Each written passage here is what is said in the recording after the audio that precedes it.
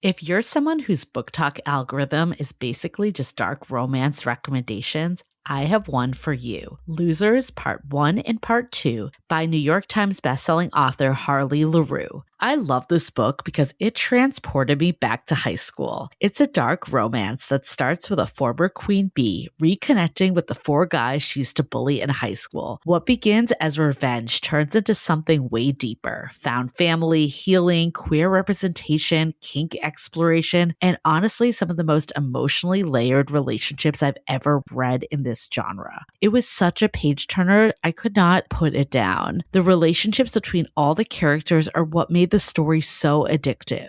And if you're a physical book collector, the new deluxe editions are gorgeous. They have stenciled edges, exclusive fan art, and the foil covers connect to create one complete set. You can find Losers Part 1 and 2 by Harley LaRue wherever books are sold in print and in ebook. Lately, I've learned that my confidence starts with feeling good in what I'm wearing. And this used to stress me out. But now I realize you don't need an overflowing closet. You just need a few pieces that make getting dressed easy. That's why we love Quince here at DATEABLE. They make high-quality essentials like ultra-soft organic cotton, premium Mongolian cashmere sweaters, and premium stretch denim starting at just $50. Everything's beautifully made, timeless, and easy to dress up or down. I just picked up a few of their silk camisoles in different colors, and they make every outfit feel more elevated. The best part is that Quince prices everything 50 to 80% less than similar brands because they work directly with ethical factories. Upgrade your everyday. Download the Quince app for app-exclusive offers or go to quince.com/dateable. Get free shipping on your order and 365-day returns. Now available in Canada and the UK too. That's QUINCE.com/DATEABLE.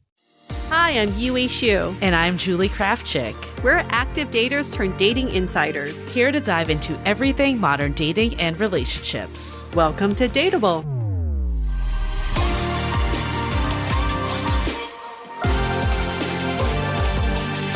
Hello, friends. Welcome back to another episode of DATEABLE. This economy, this inflation, the cost of eggs, the cost of gas, everything is so expensive these days, isn't it? It really is. And then the looming layoff around the corner of I could be financially stable one day, but then the next day, who knows? It's definitely a weird time. I feel it. I think a lot of people feel it. And we're going to talk about today, how is this impacting dating? Because it is. It always does. It used to be, and I think there's still opportunities for this, but it used to be you can go on a pretty cheap date and have a good time, maybe get a drink or a light snack.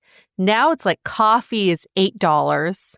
Right. Right. And then just the gas to get to wherever you're going to might be $15.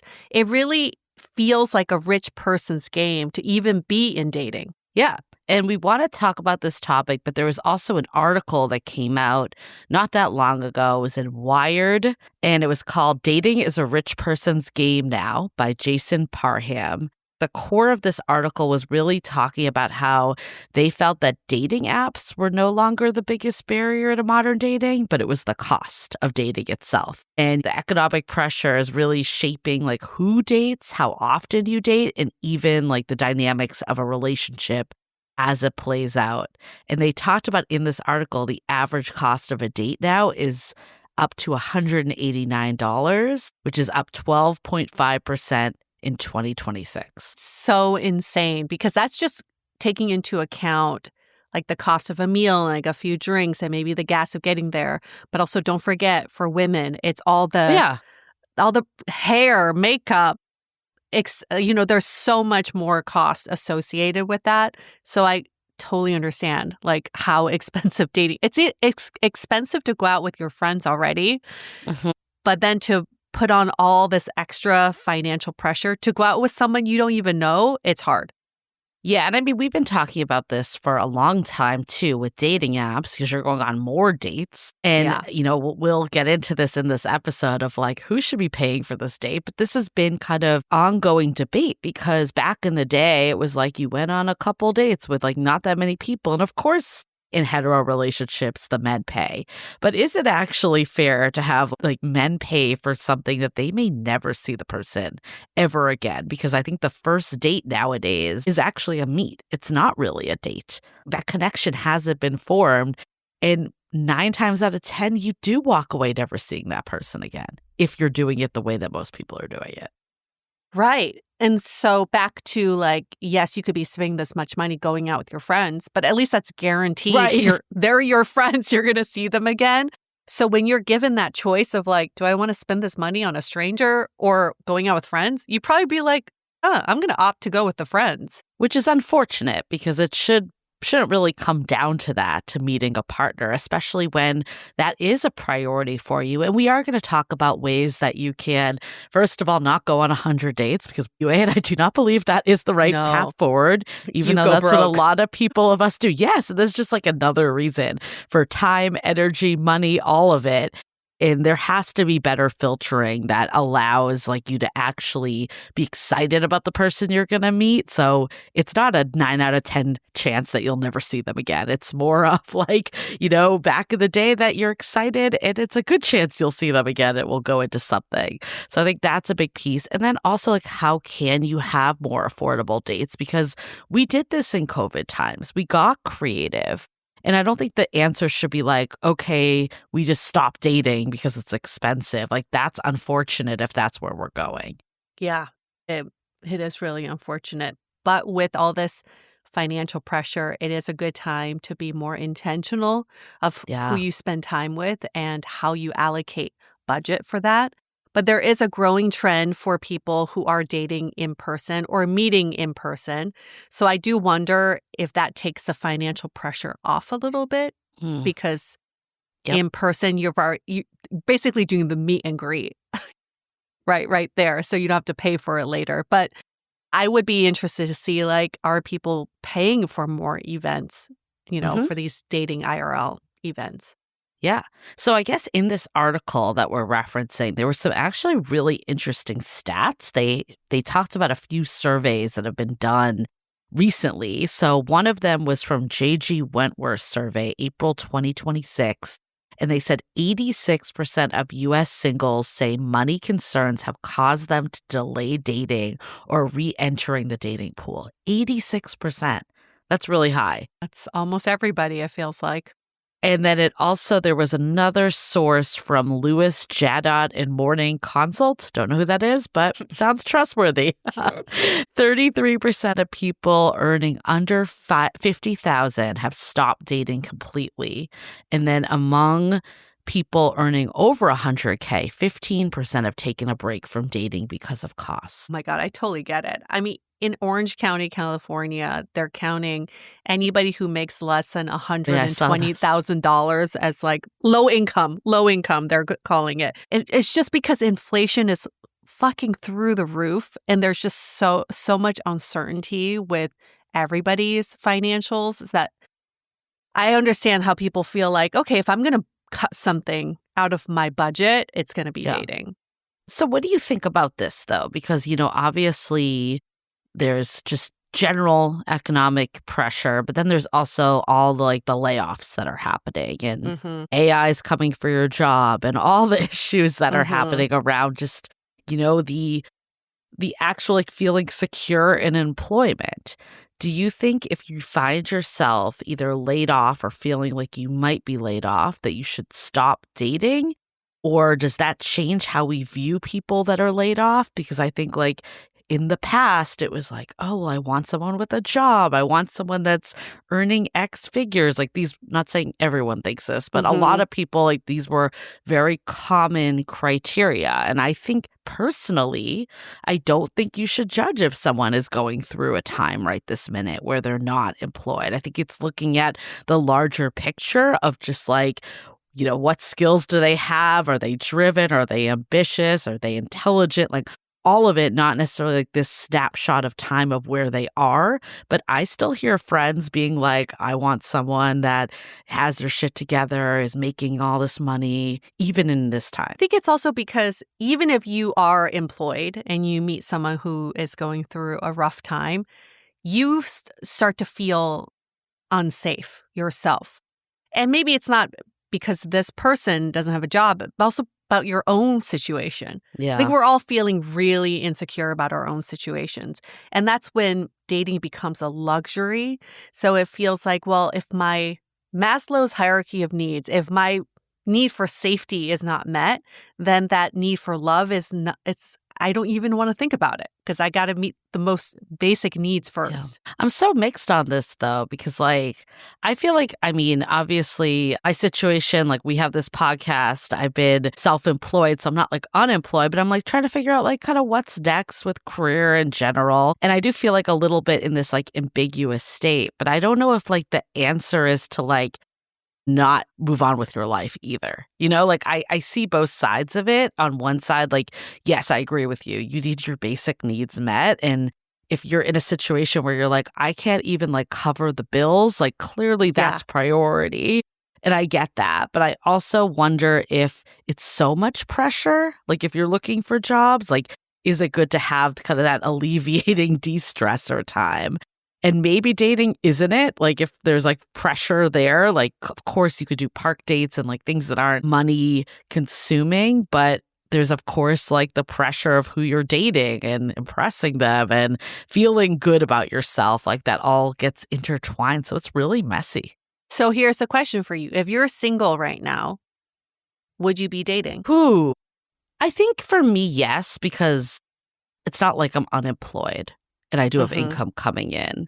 So I don't know if it would be like I stop completely, but I would certainly be more selective of who I went out with, especially if it wasn't like guaranteed that it would be covered, because I think in today's world, you can't assume that like the hetero man is going to pick it up.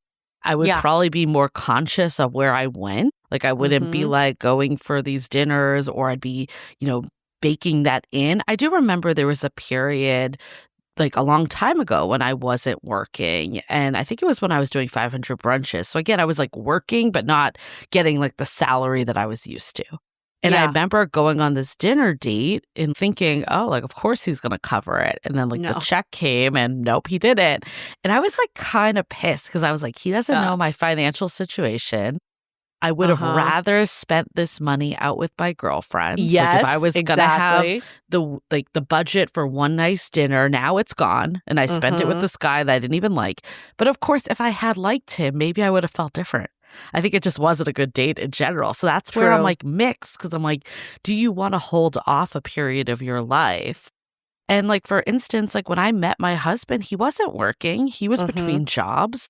And now he's like thriving in his career. And it's not like, I think like we also have to cut people slack too, that like all of life is not going to be perfect and 100% figure it out. And if you're really doing life with someone, there's going to be times like when we first met, I was like doing better financially and now he is. And it's, we just trade off a bit.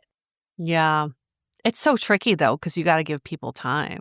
That takes time to unfold. And it could have gone a totally different direction too. It totally could. And I also get like, I have friends that are like, well, I don't want to support someone else. Yeah. Like female friends saying this, and it can go the other way too. I think like sometimes like the way our biology is driven and just like the past, I don't know, constructs, like it's more accepted socially for men to be the providers, but doesn't mean it has to be that way. But I have friends that are like, hey, like I am not in the financial position to be supporting someone else. Like I can support myself. I don't think I could support someone else. And I'm like, there's nothing wrong with that. I think it's very different though than if you approach it that way versus like, I want someone that makes X salary. And if they're unemployed, they're a no. Like, I think it's different energy that's coming through to say like, I want an equal. I want someone that we are a team together. So I do wonder about this. Do you think someone with more financial freedom, let's say, or power has a better chance in the dating scene because they have more financial stability or because of the energy they're giving off? That's interesting. That's interesting. Well, I'm thinking about an example with some friends that made a comment of like, I can't support someone else because I like don't have that excess money. But other people that do have that excess money may be able to be a little more broad about who they select as partners. Right. So I do think there maybe are some qualities, but then on the other side, it's like it is an energy factor because people live at all different income levels. And is that really the only thing that's important in a relationship? Absolutely not. There's a lot of benefits of a relationship that have nothing to do with finances. So in this article that we were referring to, it talks about sugar dating, which is people who go on these like arrangement sites. You know, I'm willing to be your companion if you pay my rent, etc. And here's a crazy story for you. I had a friend in New York who lived at home with his parents. He was in his late 40s at the time. He was on one of these, I think he was on Seeking. He would use, his parents were still giving him an allowance. He would use the allowance he would get and pay for girls' cell phone bills or their rent, whatever it may be. This guy got so much action. Okay. And he was unemployed, living at home with his parents. But something about the energy of being like, I'm going to redistribute this allowance my parents give me, that women flock to him. And he ended up getting married to this girl he met on Seeking. They ended up getting divorced and he married his sister. I don't know. The crazy shit happened, but he never had a shortage of options because I still think it's that energy he was giving off. Totally. It makes me think of that episode we did with Ned and Sean, right? Yes. So we did this episode about like the reason like your best friend thinks you're still single with these two BFFs. It was last season. If you missed it, go re-listen. It's very good. We'll note it in the show notes too. But, you know, we had Sean come on and say that he thought his issue was that like there's all these really rich people out there that he can't compete with. And like women just like want the rich guy. And like he finds that like they're just not into him because he like doesn't have as much money as these like millionaires, even though he has a stable job. He has a good job. Yeah. All intents and like it was a mindset. And then you had his friend Ned, who basically was like, I haven't run into this because I don't care about money. And his vibe, he like was like basically like, I make probably a fraction of the money you make. And like, it's not a problem for me because that wasn't what he was leading with. And he was talking about cheaper dates, like going to bonfires and, you know, doing things that really were not expensive. And he was like, it's a way to filter out people that are just looking for that. And I really do agree with him in the sense of like money isn't what bonds people together. I mean, of course, like, look, it's like it's a double-edged sword because it's like you need money to feel secure. So I don't want to say like money doesn't matter. It definitely like there is a factor. It clearly matters in your life. But I do think like it's not the driver of connection. But I do think if two people maybe are feeling insecure about it, it can make something really just not work. But if one person is either in a financial position that they can take the load or both people like just don't need that much money to get by, then I think it can like it's an energy and mindset. Yeah, it can be a reason, not a cause. You can't just be like, this person, I don't even want to see them because they may not be financially stable. Because like you said, Julie, like things could happen and things shift and someone could be better in a better financial situation at one point and not in another point. So it's not the cause of not seeing someone, but it could be the reason if everything else is not working out and then you throw in like, and there's this financial instability. Yeah, then that makes sense. But then there are people that really do lead with that. Like, even if nothing else is working out, like that is the leading. And that's been around for decades, right? Like, that's not new. But I think in this time, it maybe separates the people even more. Like, it makes it more like unequal than maybe before even because it feels so, I don't know, drastic. I do want to get into where we're actually seeing increases of spends too. But before we do, let's take a minute to hear from our sponsors. When is the last time you dated for fun with no 5-year plan attached? Even if you're ultimately looking for a relationship, there may be a season in your life where you just want to date casually and have a fling, or two, or as many as your heart desires. The dating app Fling is here for just that. Because let's face it, during a busy or transitional time, it can be hard to devote the energy to serious dating. Maybe you're a single parent, busy with other priorities, or you're fresh out of a relationship and want to ease back into dating again. Low pressure dating can actually be the healthiest option sometime. As long as you're safe and intentional, why not? Fling just isn't another dating app either. You have control over who you search for and who sees you. They allow you to share photos privately and even chat through video before meeting up. So if you're looking to explore some casual dating options, download the Fling app on the App Store or visit fling.me today. That's Fling, Fling.me, or you can find it under Fling Dating App in the App Store.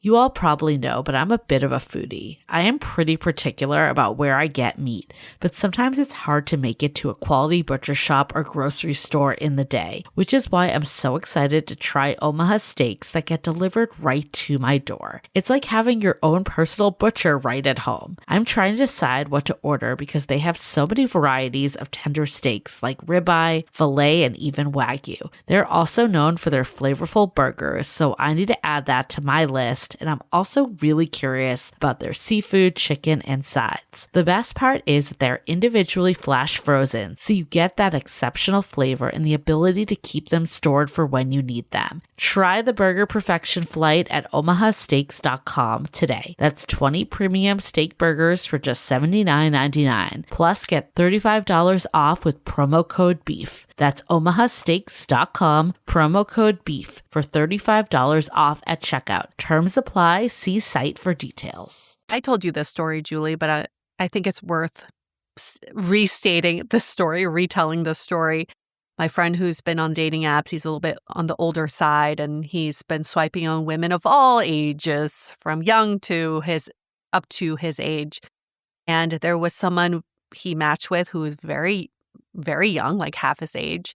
They went on a date. Everything was fine. He asked her out on a second date, and she explicitly texted him and said, for me to date you, who's twice my age, there's obviously a reason for that. So I expect financial stability and to be taken care of if I'm going to date someone twice my age. So I would expect a monthly allowance if we are to keep seeing each other. In text, he did not respond back to that. But here's the thing, and I think this is where it gets tricky now, because this is not from a seeking site. If it's from a seeking site, it's transactional. You all know what you're there for. But this was like on a Hinge or a Bumble or something. You can't, No. I just don't think that's very classy to do that. Like, you both kind of know what's going on and what the situation is, but do you really need to be that explicit? You know? I guess that's the other piece, though, is because I think people make a lot of assumptions. Like, just because someone's older, of course, they've been working longer. There's a chance they're earning more, but it doesn't always equate to that. It's true. And then also you might have someone that's at like a low point in their like salary, but they could actually have a ton saved and, good net worth. Like, it's just so hard. Or you could have someone that's killing it salary-wise, just spends, and is in debt. Like, you just don't really know from these factors. So I think there's a piece of that like, while, I think there's a couple things we're talking about here. It's like, one, your own situation. Do you feel confident? But then also the situations of others. And just because we're in an economic downturn right now, and maybe this is more top of mind, I don't think we can make assumptions from others the way we always could never make assumptions. You can't. And also the added layer of someone could have money or financial stability, but they may not want to use that on you. Right, especially in the early stages. Yeah, like my money is my money. I earned that, and I'm not going to spend it on you. Yeah. And I mean, when my husband and I first started dating, we split everything because he was like not working at that time. And I wasn't like covering all the costs. And now that we're married, it's different. Yeah. It's just we're in different places. And even before we got married, I think that really started to change a lot, like when we just like pooled resources. But I think when you're first starting to meet someone, like you can't have that expectation. Yeah, exactly. Just because I have the finances doesn't mean I'm going to cover for your shit. Especially right now when you could be laid when off I don't tomorrow. even know you. Yes. Yeah. And we're strangers. Like, what? Right. I owe you nothing. So many reasons. I thought this was interesting, though, in the article. It said that in-person dating is growing despite the costs. So it said that in-person dating events increased during 2025, which was data shared by Eventbrite. So people are willing to pay for in-person events and dating that they weren't, even though this whole thing with like finances. So I think that's interesting because I think you said it earlier, UA, of like, you're kind of removing that first meet because you're like meeting at this event, and maybe people are justifying it like, oh, I can meet 20 people tonight instead of just one person. But I do think it's interesting because not always these events result in connection. Like I still think there's something about that one-on-one time, and everyone's different. But I know for me, like I connect so much better with people when I'm one-on-one than in a group. I wonder if there's this element of I'm going to pay to do something I want to do anyway. Yes. And there would be lots of other people who are probably single in the same boat. But even if I don't meet anybody, at least I got myself out the door and did something kind of fun today. That's the added bonus of going to these events. So maybe that's really the key. And honestly, I actually think you could even build that into dating too when it's one-on-one of like maybe you look at like take a list of like all the stuff you want to be doing in your city and suggest that on dates or go to events that are around that. So it's not wasted time. I think, like maybe the drink dates and the dinner dates, like that stuff can be more retired and we just need to get a little more creative of how we're using our money so it's not a bust. Yeah, I will say my small sample size of single girlfriends right now, all they want to do this summer is find events to go to. They're willing to spend the money to do whatever event it is. If it's not a dating event, even better. Like just get myself out the door. But if I ask about like, when was the last time you went on a date? Like, I don't know, 2019. Like, it's just not even in their mindset right now. So where is that coming from though? Because there's this other thing that talks about in the article is that some men are opting out entirely because of the costs. Because, gas costs, transportation, meals, entertainment, they've just stopped dating. It's too much. So is it chicken and egg that like your friends that are single, like there's guys that just aren't making the moves like they once did because they've opted out? Or is it because of their own finances that they're saying like dating isn't a priority? Like where is it coming from? Or is it not even finances for them, but just like other factors of dating that makes it not worth their time and money? Yeah, it's a good question. I would think it's a combination of all of that. But from what I've heard from my friends, there's just less men doing the ask out.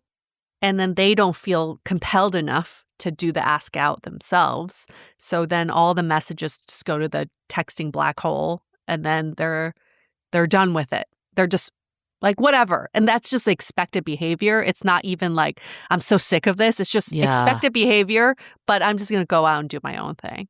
Fine. I don't know if we can make the call, though, that's just from finances that's happening. It could be a factor, but I think men... You mean men opting out? Yeah. Totally. Like from everything we've learned on this podcast and just through our work too, it's like there's so many reasons that men are opting out. And we're actually going to talk about one of them next week too.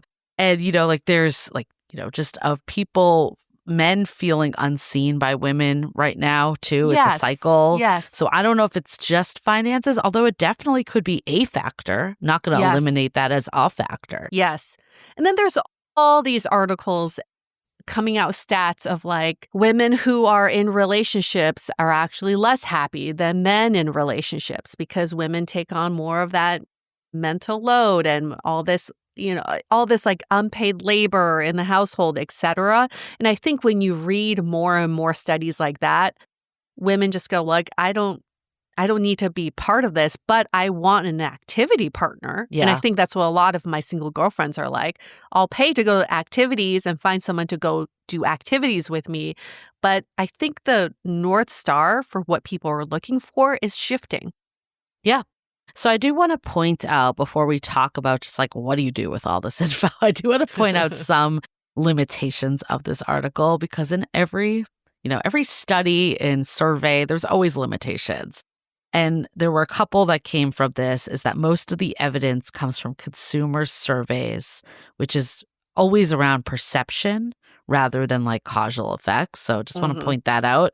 And then it's also very heavily on heterosexual dating norms, especially men paying for dates. So clearly there's many arrangements out there, but also even in heterosexual dynamics, I think this might just be a shift that like it can't be expected that men are paying for everything anymore. Yeah. And it also does not deeply explore like lower cost alternatives. Like we were talking about, yes, coffee's $8, but that's still $8, not $138 or whatever the number was earlier that we quoted. But, you know, walks, shared activities, like there's a lot of stuff you can do to offset prices. That doesn't mean you don't date at all. And then also the discussion of sugar dating. It said that it heavily relied on anecdotal examples rather than the reason why people are turning to this is because economic pressures. It's not necessarily the cause. Yeah. So just want to point those out before we go real deep on this. But I guess like maybe that brings us to like, should we be splitting the costs more? Like, I know we've been debating this for years, and in theory, yes, it makes sense. But then as women, we've always like get the ick when someone doesn't pay. But like, should we really just let this go, especially the times we're in? You know, I feel very conflicted about this. And I do go back too. and forth. I do too. Oh my God. Because I really think there is something really attractive about having my date just pick up the bill and saying, I got this. Like, there's something really attractive about that. But I also understand in times like this, we don't need to be doing that. I almost feel like this is where technology can really help with something like this, because what I don't like to see is I don't want to witness it. But if I'm paying, what I'm getting at is if there was an app that was like, oh, you two matched, figure out a date, figure out a place to have a date, which was Whim, right? Back in the day, that app. Well, some of these AI matchmaking companies are doing that. Oh, they're now, doing that. too. Okay. They're matching you to go on a date. I don't know if they're like facilitating paying, though. I don't believe so. That's what I'm saying. Yeah. If it can then be like, here's a flat cost for your night. Like, you're able to get an entree and a drink. Yeah. Okay. You both pay for it on the app. So then nothing's exchanged while you're in person. I'm down with that. I'm happy with that. So it's less about, for you, the act of splitting. It's more of just the logistics. Seeing it. Yeah. Witnessing it. Because it's the feeling of someone being like, I got this. So until that app is developed, anyone out there listening, it's an idea. But I think like another way you could kind of get around it is doing these more activity dates or low cost meets prior to the date. So like we were saying that the problem is you spend all this money and you never see the person again. Of course, sure, you can still go on a third date and never see the person again. But the odds are higher, right? Yeah. That you're at least like putting your best foot forward, you like the person enough. So maybe an alternative is for that first date, you really are just meeting in a park or doing something that's like low cost where the money doesn't even come up. And maybe like to your point, like one person brings a bottle of wine, one person brings snacks. It's kind of the same. It's like you're both contributing, but you're not like splitting it there. So that could be an alternative that you build up a little and then someone like is like, I'm going to treat. And then maybe the next time the other person treats. Yeah. Yeah. I think ideally that is what happens. Kind of like a slow ease in. So there's less financial pressure up front. Yeah. But, and you know this, Julie, you can already hear some people going like, they're not investing in the state. So they're not going to take it as seriously. Right. And it like, or some of my girlfriends will be like, if they just want to go for a walk, I say no. But okay, yes, I hear that. And I felt the same way during COVID, but it was almost like you forced yourself to do it, right? Yeah, COVID, you kind of had to, yes. You had to, but it ended up being okay. Totally. And I think that's a lesson, but also like to your friends, right? You said they haven't gone on a date since like 2019. Yeah. Like, is that... Right, or whatever it was. Like, would you rather go on a walk or nothing? Yeah. And I think maybe it's like reframing that this isn't a date. You're just meeting a new person. Like, this isn't the date. I think that's all it is. Let's take the word date out of it because the word date just feels like it needs to cost something. Yeah. I mean, But if we've been you're- saying this for years, like Yeah. prior. It's like it's the meet, and then the date is at least at a minimum the second time you meet. And then, too, what we talked about earlier is that if you do propose that and the other person's like, no, I need like a serious sit down drink and a dinner, then you are filtering out the people who are, they're prioritizing something differently. Yeah. So it's okay. It's okay to filter out those people.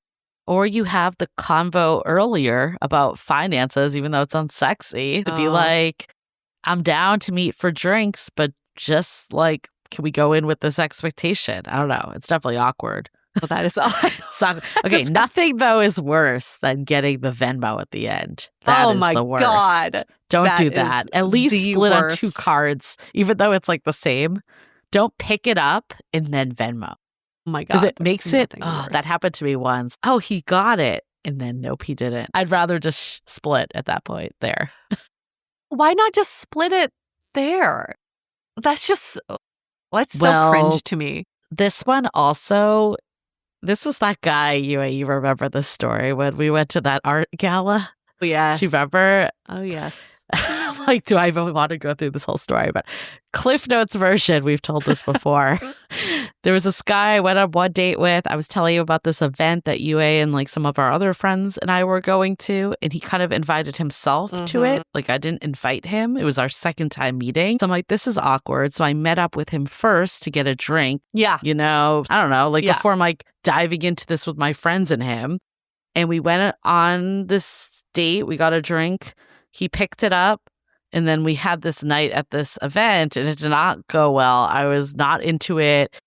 I don't know if he was into it, but he sent me a text the next day basically being like, he didn't see it going anywhere. And I'm like, unnecessary, because it was very clear that it wasn't going anywhere. And then he Venmo'd me. So I'm like, Venmo requested you. Yes. So I'm like, was it because it didn't work out? Like, was he willing to pick it up and then decided after? I don't know. We've heard a lot of stories like that. Was it when I cropped him out of the group photo, that he was like, "Oh yeah, I need a Venmo request"? I don't think he realized he got cropped out. He was like smiling in the background. Literally got into our group photo, and I was like, "This fool! Like, this is a group photo with our friends."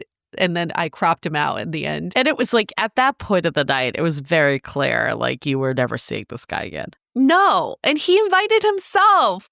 It was horrible. Not a date. He but I got himself. Stuck with half the drink cost from Venmo. Don't do that. Don't do that. Don't do that. Did you? I would have just denied that request. Like, come on. Seriously? That is so petty. That is so petty. So I guess, okay, from all this, what are our takeaways from this article? Like, I mean, I guess for me, it made a bold statement at the beginning that this is a bigger issue than dating apps. It's a bigger barrier to modern dating. I don't know if I'd go that far. I mean, I think it's a barrier. I think there's a lot of barriers. Not trying to minimize any of the barriers. I absolutely think finance is a barrier. The biggest one out there, I would have to do more research on that. But I think it's a barrier, and I think it depends on where you are, right? Like, it's so personal, and I think people need to make that individual decision based on how they're feeling, what's going on in their lives. Like, if they are so stressed and need their basic needs met, then yeah, maybe it is time to pause dating. If they're like, look, I'm stressed out about money, but I need a little bit of release and I don't want to put my life on hold, there are ways to do dating cheaper. Or to set expectations. I still think it's just an excuse. People are looking for an excuse to say, this is why I'm not dating. This is why dating sucks because it's so expensive. We are just so in this mode of everything is standing in my way of dating. So I'm just not going to date anymore. But like you said, Julie, there are so many alternatives to dating on a budget, and even with going out with friends. I've had nights where we go, wow, we didn't spend that much and we had so much fun, and you didn't deprive yourself. Yeah, it doesn't have to equate to it. I think the best dates are am I genuinely getting along with this person, not what am I doing as an activity? If the money factor is so pronounced on your date, it means that you are not connecting on any other level. Absolutely. And that's why it is coming to the forefront. But if you forget about the money thing and you're just like, feeling this connection with someone, why hold yourself back from that potential? Okay. Well, this was a good discussion. We're going to go deeper on this topic in some ways. I do want to get to the root of some of why are men not going on apps as much, not, asking people out as much. I mean, there's so many factors. So yeah, stay with us this season as we explore all of them. We'll get an economist on Dateable. It'll be the first time. Awesome. Well, thanks again for being with us, and go pick up How to Be Dateable. It's on super sale. If you're crunched for money, it's on super sale on Amazon. You will support Amazon, but it is 50% off right now. It's pretty good. Supporting your wallet. Yeah. There you go. All right. You can find out more about our book, howtobedateable.com as well. All right. Thanks for tuning in, and we'll see you all next week. Bye.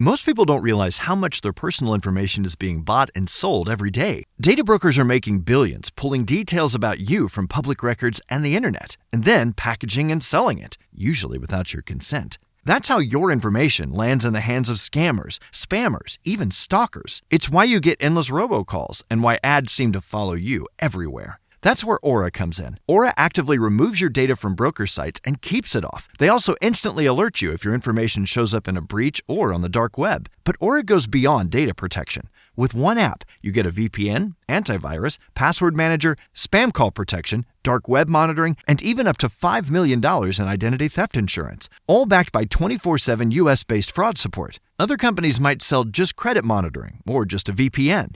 Aura gives you all of it, together, at the same price competitors charge for just one service. Start your free trial today at aura.com/remove. Protect yourself now at aura.com/remove.